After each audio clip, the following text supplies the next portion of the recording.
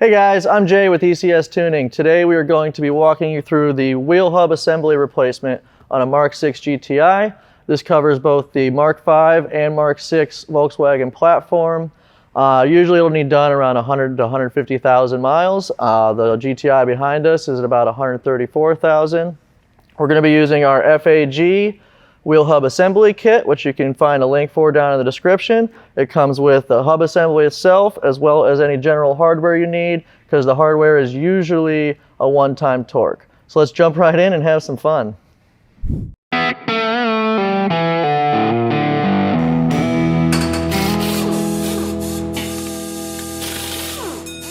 Alright guys, you're going to need a variety of tools for this job. It's not exactly a difficult job, but it's not super simple either. We went ahead of time and sprayed all of our bolts down with penetrating oil and gave those some time to sit so they were a little easier to work with. We've got an assortment of ratchets, we've got an assortment of torque wrenches. You're probably going to need a breaker bar. You'll need a 21mm socket, a 16mm socket, and a 24mm star socket for the axle bolt. We've got an M12, and we found that it made it a lot easier, depending on the access you have to the bolts holding the wheel hub assembly in place, to have a short M12 and a long M12. We also have a T60 and a T30.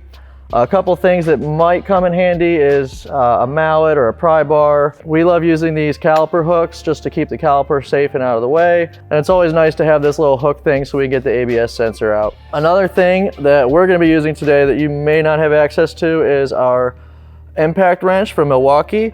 These are available on our website, and it'll just make it go a little bit faster, so go check it out if you want to pick yourself up one of those. And let's get started. To get started, obviously you're going to want to jack up your car and remove your wheels. The first step we're going to do is remove our axle nut. We're going to use our high torque impact gun for that, just because it's a lot easier. If you don't have this available, you'll want to have your vehicle on the ground and do that through the cap on your wheel, just so that your rotor is not going to spin.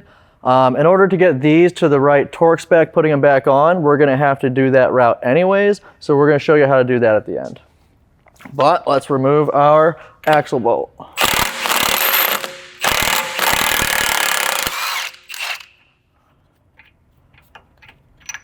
There you have it.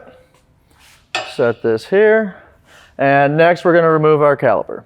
Alright, to remove the caliper, we're going to use our 21mm socket with our breaker bar, because these suckers are on here pretty tight. But it shouldn't be too difficult to break them loose. And sometimes you might need a deep well, depending on where the bolt is located.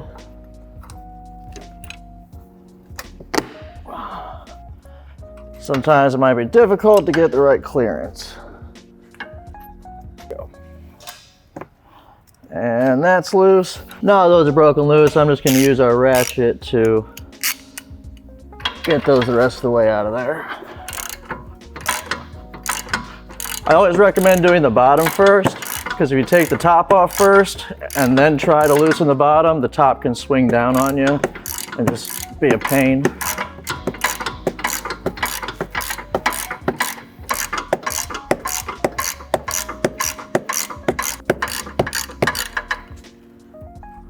And you should get to a point where you can just do the rest of the threads with your hands.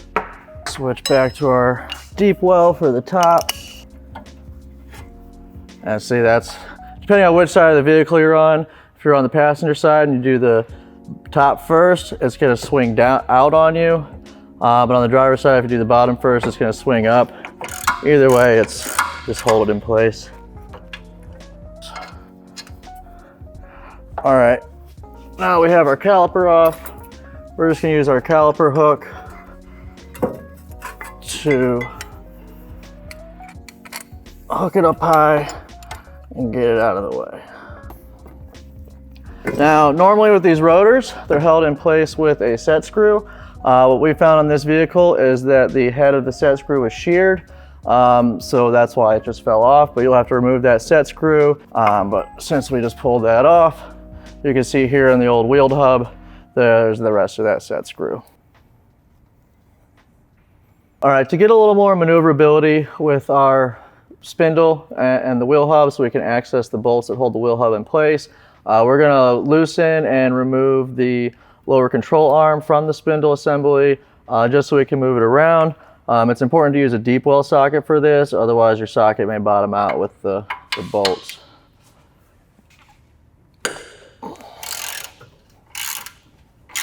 And with this, obviously you can see you're able to do it with a good sized ratchet.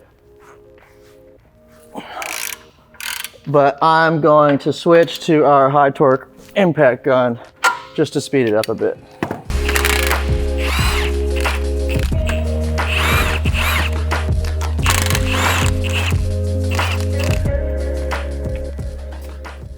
So now that we got the lower control arm removed, we can have a lot more play and remove the axle like so. And that just gives us more space to get to the bolts holding the wheel hub assembly onto the spindle. All right, you're gonna wanna make sure your axle's out of the way to gain access to these 4 bolts that are holding on the wheel hub assembly to the spindle. You're gonna move your axle a few times probably, and depending on the access you have to these, you might be using a long or a short M12. We're gonna start with the short, and we're again gonna use our breaker bar because these are torqued down pretty tight. All right, that one's loose. Move to this top one. And if you have trouble and need more leverage, you can always put the control arm back on just to sort of hold it in place. But I'm just pushing on it and it seems to be working out all right.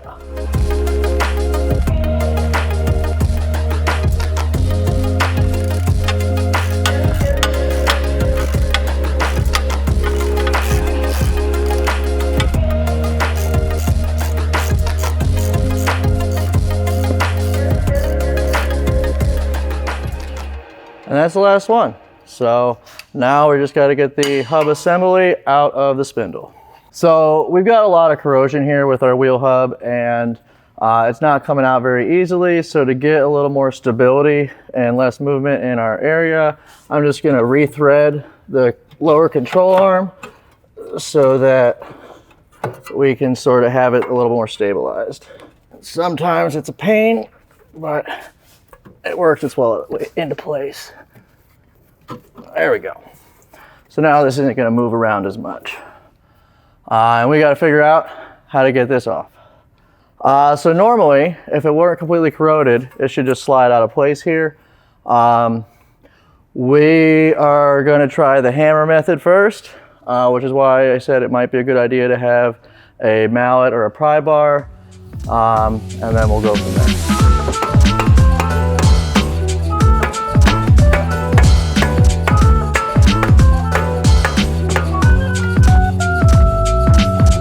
All right, so we're kind of going to cheat here, and some of you may not have this option at home, but this wheel hub is completely fused to that spindle, and the pry bar and the mallet were not working. So we're going to bust out the big guns and use the air hammer and force this sucker out.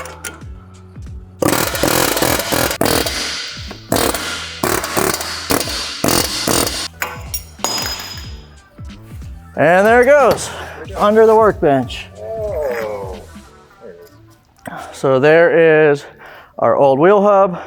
You can tell very corroded, doesn't spin very well, was completely fused to our spindle here. And we'll clean this up and get the new one on. All right, given all of that corrosion that was in there that fused everything together, we're gonna spray it down with some penetrating oil and just clean it up a bit with a wire brush before we install the new hub assembly. And that'll just make it fit a little better and last a little longer.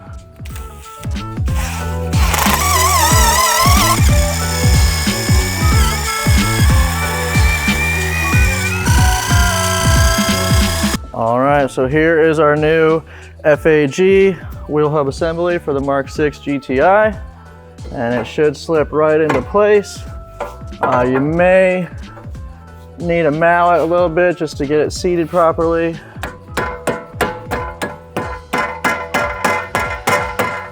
And there it goes. now that it's seated, we'll grab our new hardware and get it set in place. All right, we've got our 4 bolts back in place for the hub assembly to attach to the spindle. All we need to do now is torque them down to spec. Spec is 70 Newton meters plus 90-degree turn.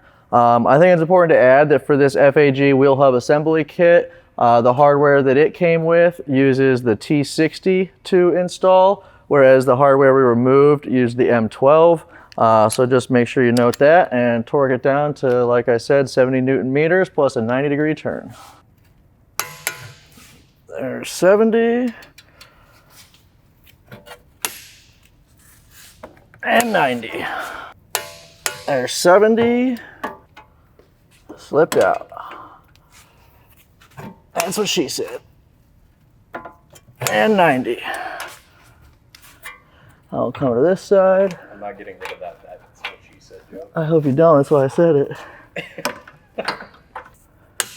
There's 70. There's 45.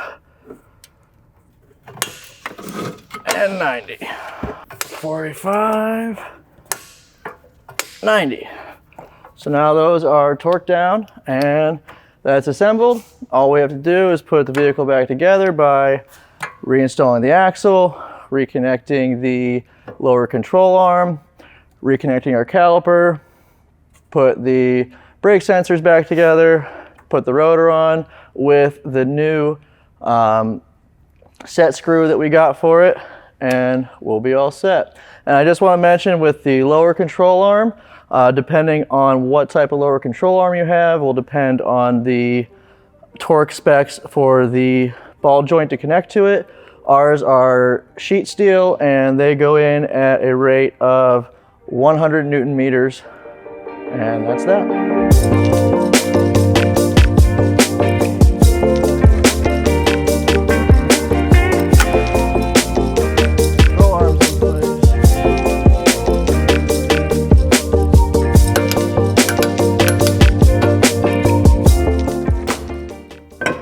So you line your set screw up, install it with a T30 bit, drop them if you can, and that will hold your rotor in place while you install your caliper. That's going to make this hand tight so that it doesn't shear off again later.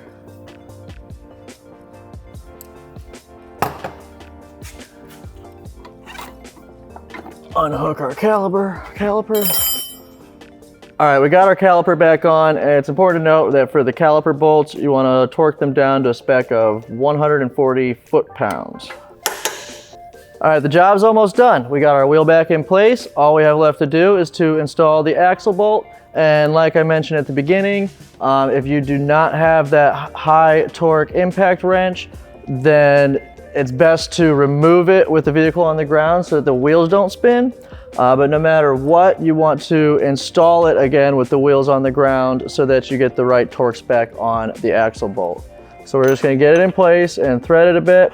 We're going to lower the vehicle enough so that the wheels are on the ground. There's enough weight on them to hold them in place. And we'll get that torque down to 200 Newton meters plus a 180-degree turn.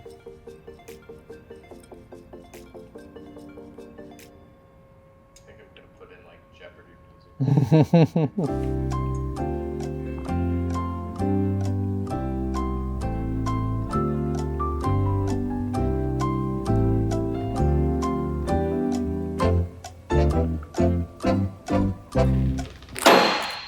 All right, car's on the ground, wheels are in place. Now we'll use our 24 millimeter axle bolt socket, and we will get it torqued down to 200 Newton meters plus a 180-degree turn. 200 Newton meters, and we'll do a 180-degree turn. All right, that does it for this job. We just finished the front wheel hub assembly replacement on a Mark 6 GTI. As you can see, it was a little messy, but it wasn't too difficult with the right tools. You can find a link for the FAG wheel hub assembly kit down in the description. Be sure to like, comment, and subscribe for more enthusiast content.